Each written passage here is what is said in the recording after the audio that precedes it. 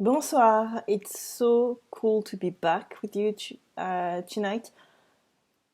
It just warmed my heart so much yesterday to be together doing something that was positive and useful to use our brain for something that's worth it.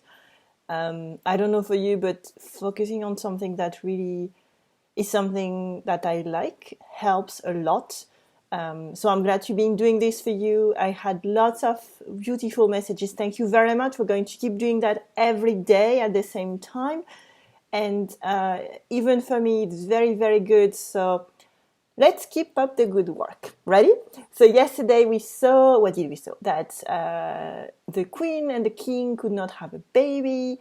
And in the end, they managed to have one, and they invited 7 fairies in order to bless their daughter for her baptism. So we're going to see what's next.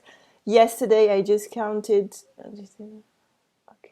Yesterday I counted that we did 8 lines, so we're going to try to aim for that today as well. Ready? Do you want me to read the entire paragraph first? Okay, I'm going to read the paragraph first. Stick with me. I try to read at the same time, so we can just read along, and that's pretty funny.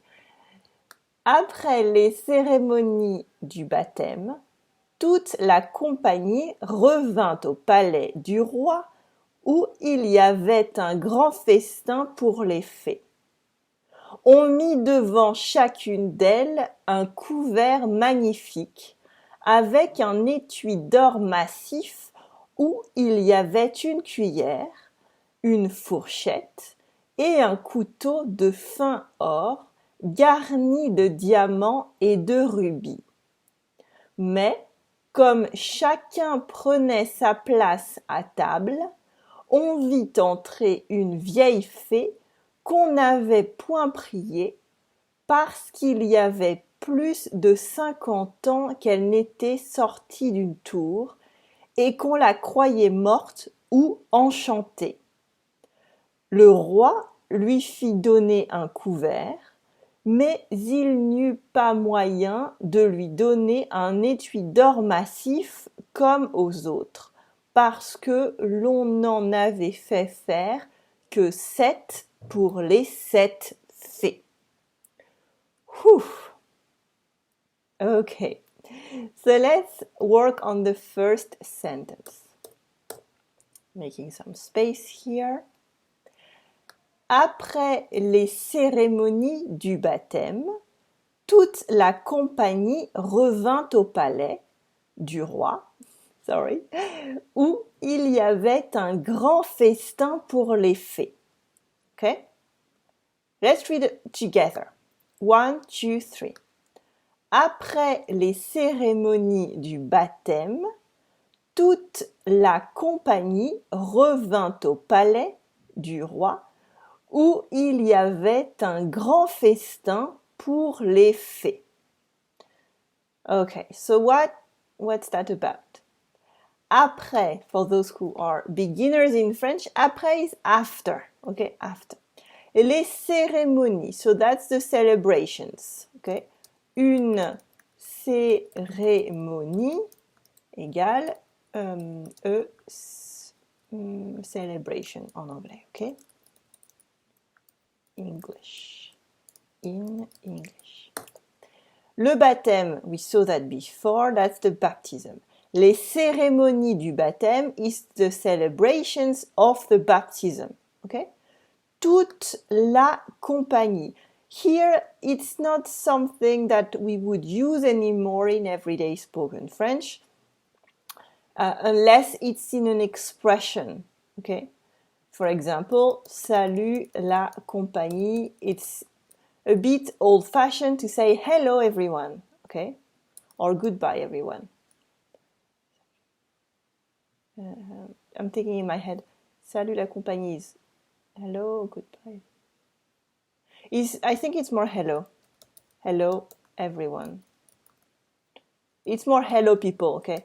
I'm sure this is not English in terms of authenticity, but it's more the meaning. It's like hello crowd, hello people, okay? Toute la compagnie revint au palais. So all the people, all this company, this group of people, revint is the verb revenir. Okay? Can you guess the revenir? My keyboard is broken, which is not a good time. No, I wanted to show you revint égale revenir. Can you guess the tense? I think it's obvious. It's le passé simple, okay? Because everything is au passé simple. Revint au palais. Le palais is the palace du roi, où il y avait un grand festin, where there was a big... un festin is un banquet. When you have a big table with lots of people, okay, and everybody's eating together. Un festin is exactly the same as un banquet. So you have this idea of big, long tables, lots of food, and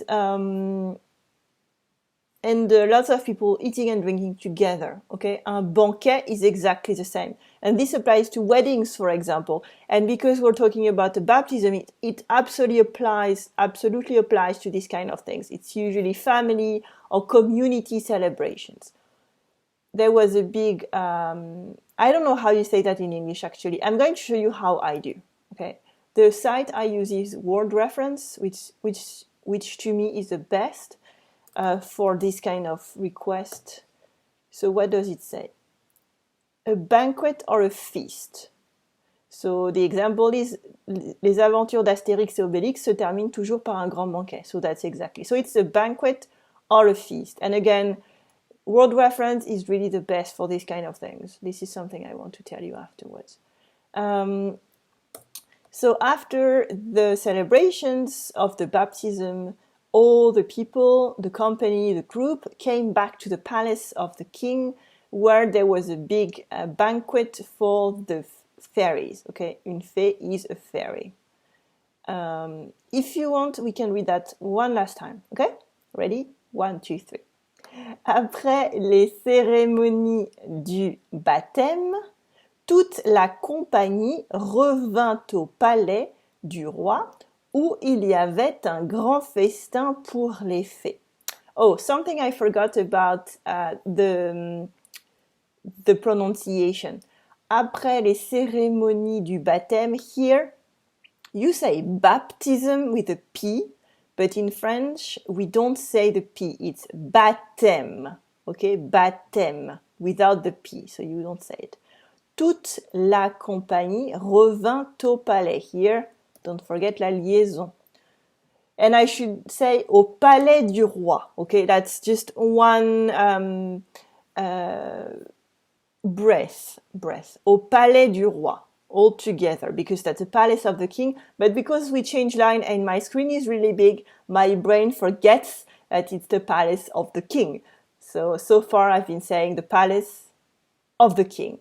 But in French, to sound more natural, you should say au palais du roi. Okay. Au palais du roi, où il y avait un grand festin pour les fées.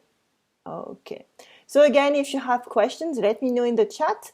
I'm here with you during this premiere of the video. Let's move on to the second sentence. What's going to happen next?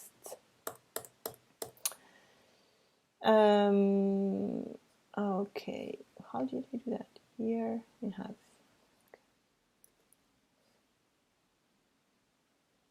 I'm a freak about page setting. I love when everything looks good. So I'm counting the lines. On mit devant chacune d'elles un couvert magnifique avec un étui d'or massif où il y avait une cuillère, une fourchette et un couteau de fin or garni de diamants et de rubis. Okay. So here, on mit, can you guess what the verb is? It's mettre au passé simple. Okay. No. Google is trying to correct my French, but that's not good for now. On met devant chacune, so devant is in front for people who are more on the beginner side of things. In front, devant, in front, devant moi, in front of me. Yes, so you need in front of. Devant is in front of. Devant chacune d'elles, each one of them, okay, each one of them, un couvert magnifique. This is not French that we would use nowadays. It's old-fashioned French, okay? Un couvert magnifique. However, yeah, I have to explain. Look, here what they mean is the fork, the knife, the plate, the glass, all these things that you need in order to eat, okay? Un couvert is here, it's that, okay? The tablecloth, the different kinds of plates, the different kinds of forks, knives, spoon, all that. And magnifique is obvious, it's magnificent, okay? So I said that un couvert is not something that we would use anymore in this sense. Mettre le couvert égale dresser la table. And this is something that you might know if you lived in France with French people, because this is important in the French culture. Eating to us is not just feeding yourself, it's an act of socialization. So we eat, but we also speak, we ask for news, we share something. So mettre le couvert is important. It's to put the plates, the food, the spoon, etc. on the table. Mettre le couvert, and this is exactly the same meaning, but you would not say un couvert nowadays to talk about all this, unless it's in this expression. Mettre le couvert. So that's dresser la table. It's to set up the table in order for everybody to eat in a nice way. And again, in France, you would almost never see anyone eating alone in front of the computer at work, for example, because the act of eating together is central to the French culture and to other cultures as well. I'm not saying it's just us at all. I'm saying that it's very, very important. What did I want to tell you about couvert? Yes, I just remembered. Les couverts is the name for the cutlery. I think that's the name you have in French, in English, sorry. So I'm going to jump just a little bit jump forward here, because les couverts is une cuillère, so that's the spoon, une cuillère. Une fourchette, that's the fork, and un couteau, and that's the knife, okay? Une cuillère is the spoon, une fourchette is a fork, and un couteau is the knife. However, what can you see here? I wrote it this way because this is more of an old-fashioned way to write it. Both spellings are acceptable. That's absolutely fine. You can write it this way, but nowadays it's more this one. There are several words that we have in French which have different writings. For example, a key in English is une clé or une clé. And both are said in the same way, but one is a little bit more modern maybe than the other. But honestly, I could write both and none would shock me. So it's exactly the same for une cuillère.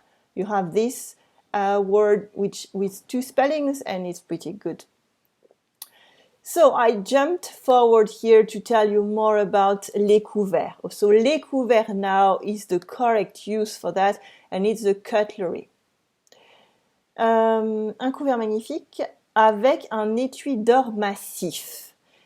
Alors, let me think. Un étui is, I'm trying to do word associations here to remember the translation. I can't.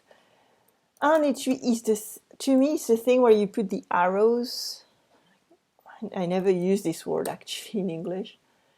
Yeah, holster, maybe case, holder.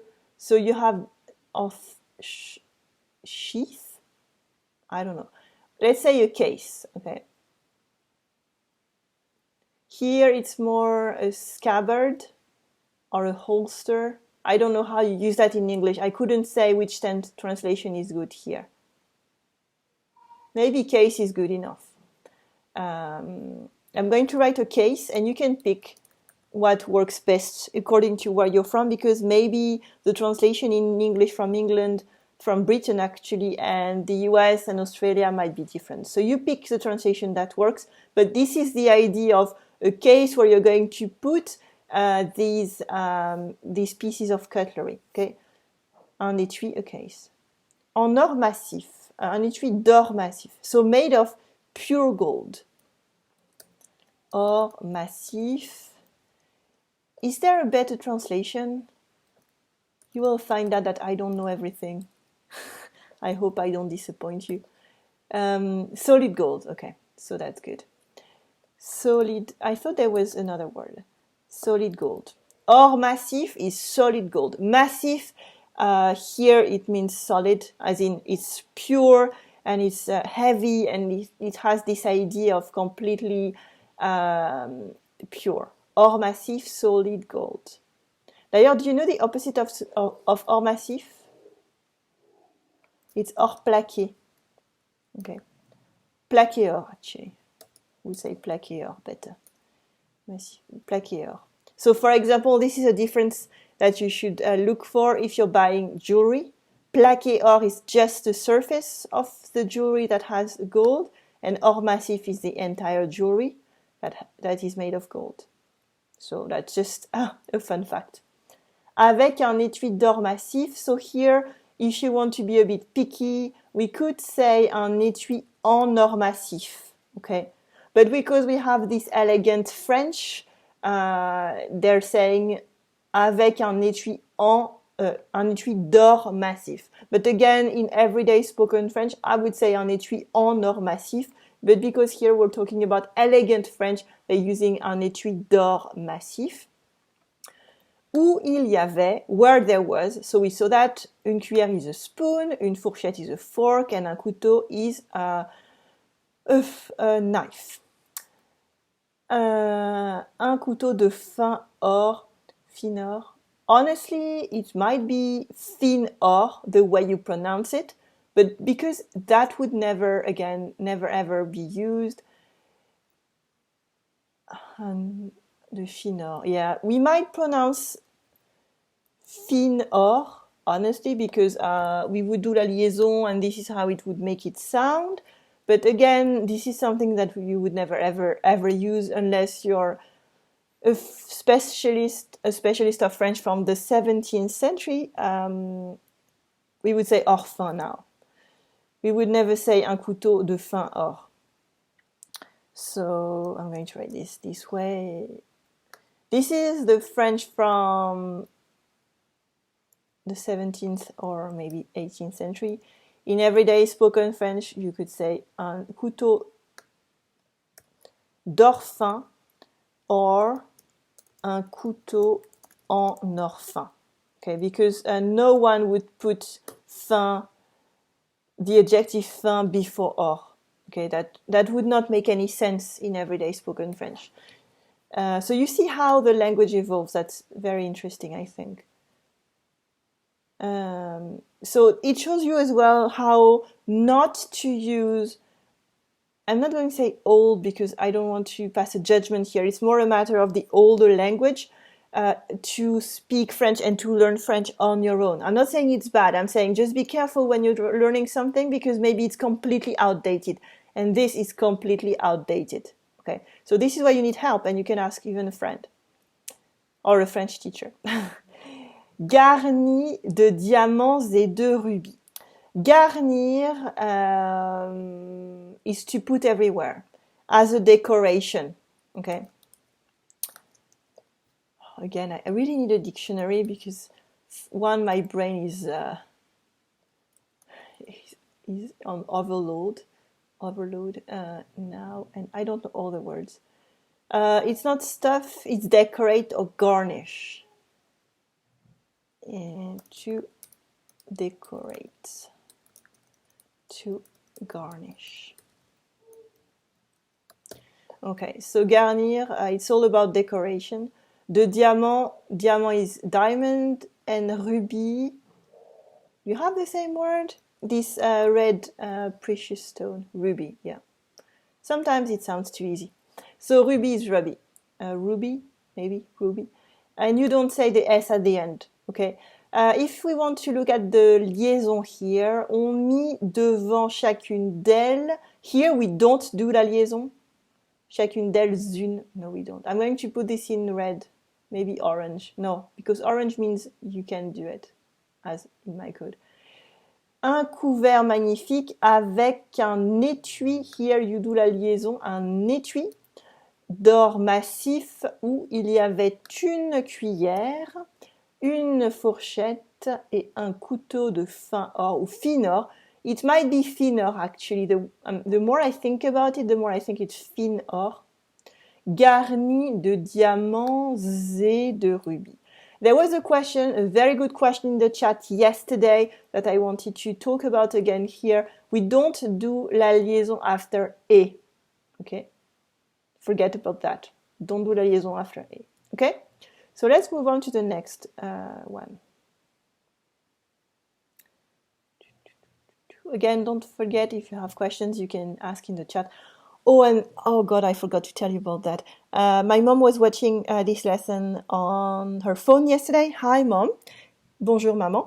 And she told me she didn't see the chat. Yeah, so if you're watching full screen on your phone and maybe iPad, but I don't own a tablet, so I couldn't tell you, you can leave full screen and maybe you will see the chat there. But if you have questions and you're watching this on your phone full screen, find a way, if you have a question, to ask me in the chat. It's open to everybody. I often remind people that, yeah, it's really open to everybody. You don't have to pay for anything here. So ask your questions. I will be delighted to answer. Okay, so let's move on to the next one. Ready to read? Okay, breathe. Breathe out. Let's do it. 1, 2, 3. Mais comme chacun prenait sa place à table, on vit entrer une vieille fée qu'on n'avait point priée parce qu'il y avait plus de 50 ans qu'elle n'était sortie d'une tour et qu'on la croyait morte ou enchantée.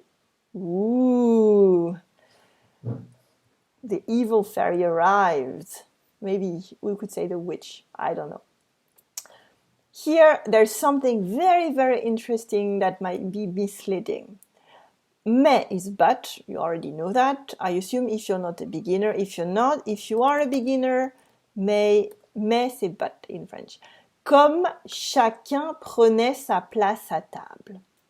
Here, it's not the usual comme. It's comme as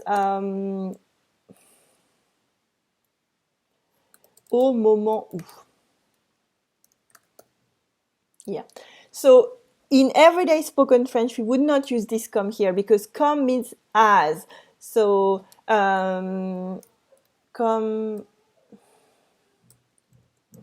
toi, j'aime les pommes. So just like you, I like apples. Here, it is not this meaning. It is the meaning of as at the moment, at the same moment or at this exact moment. So in everyday spoken French, we would say au moment où. So here you could replace the comme by au moment où, at the exact time as everybody was taking its seat around the table. It's not the same as the everyday spoken French. So, but as everybody was taking its seat around the table, à table means at the table. Okay, you could obviously mean around the table because usually people don't sit alone. One in front of one table. Mais comme chacun prenait sa place, could I put this even bigger? No. As everybody was taking its seats, its place at the table, on vit entrer une vieille fée. Vit, you already know that, it's voir au passé simple. And again, here it's people saw entering. So here again, it's not the on of everyday spoken French, it's old-fashioned on, the generic on. In unpersonal, maybe. On vit entrer. Entrer is enter. Une vieille fée, an old fairy. Vieux, vieille, égale old. I can hear my partner singing to our son from now. It's very funny. Vieux, vieille means old. Qu'on n'avait point prié. That we had not requested. Here, loads of old French. Qu'on n'avait point prié. That we did not ask for. Point, as you already know, because we mentioned it above.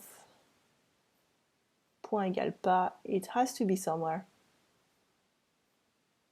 Yes, it's here. Point égale pas. So we already saw that in the previous lesson. So qu'on n'avait pas prié, we should write here pas. Yeah, okay? But we don't because it's old French. And prier here is to pray. Okay? To pray. But here it means invited. Okay? And here,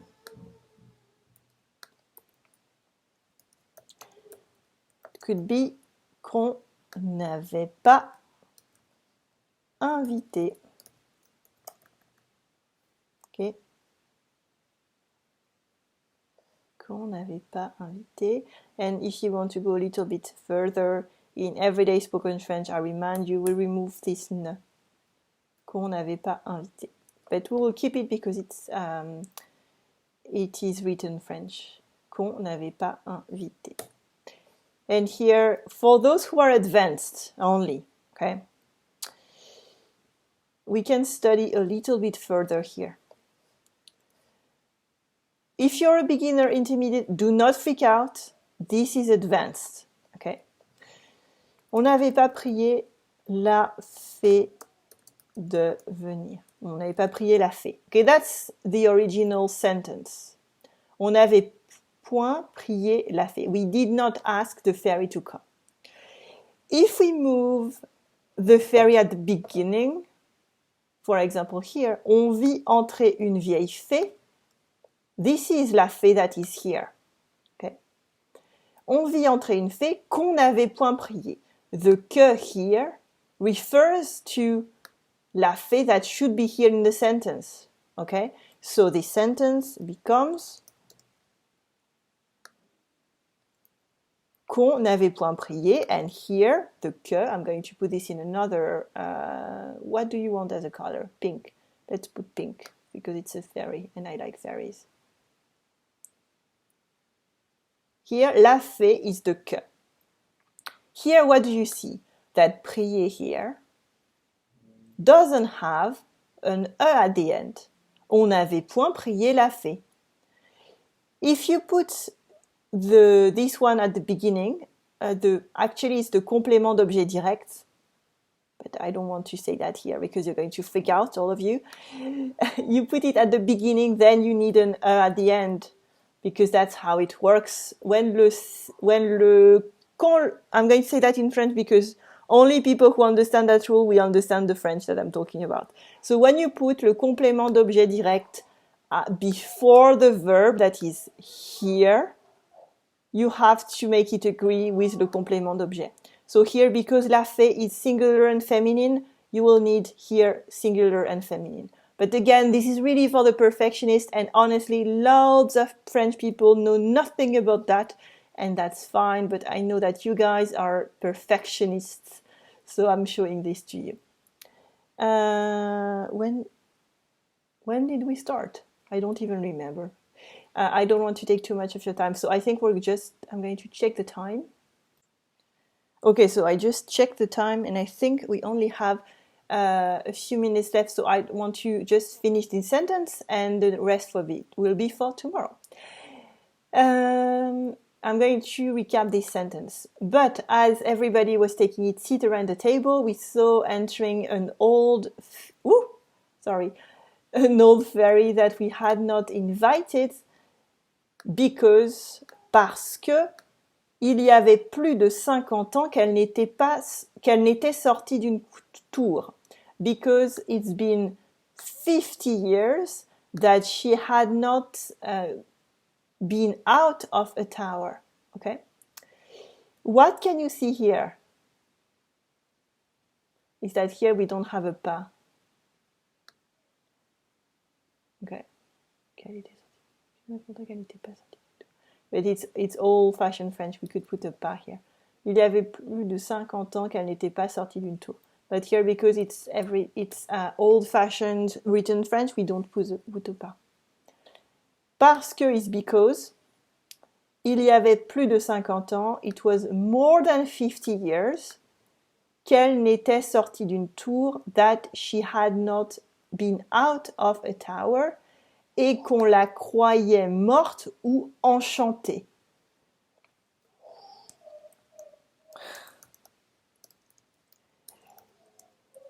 Croyait is croire.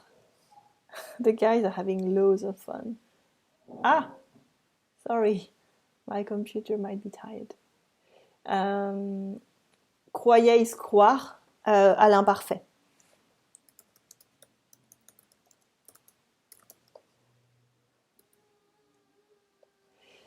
Qu'on la croyait morte ou enchantée is enchanted. So here I don't really know the meaning. I think it was she got enchanted and disappeared, or enchanted and was under a spell. It's all this meaning.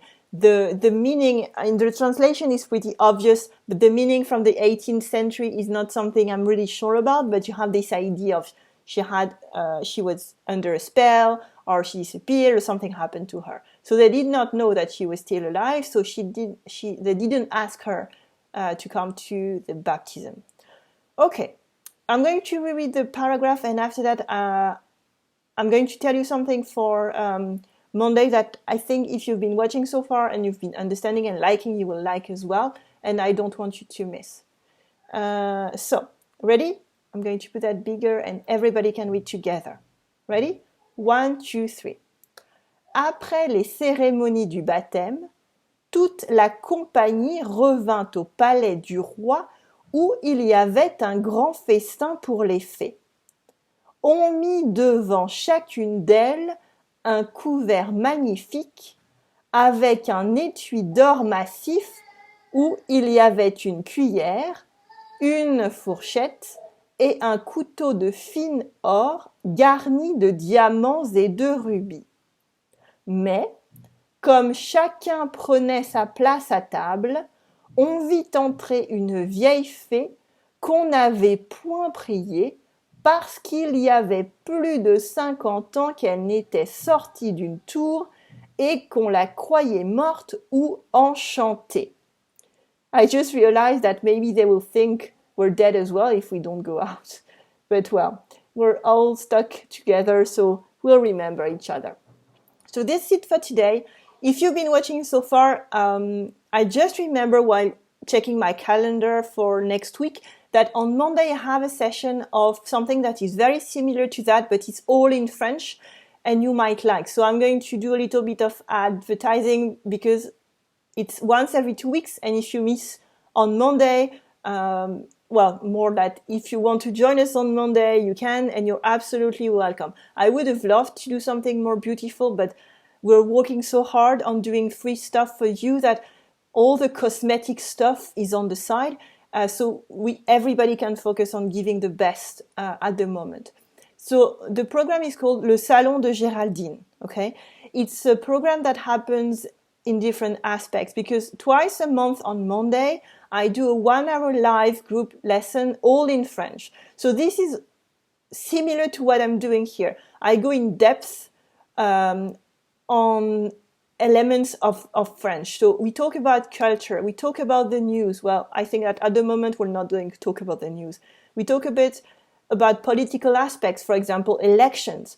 It's very fun, and we talk about modern vocabulary as well. So, for example, advanced slang, topics of expressions, lots of things that are only available for students who are motivated and have a little bit of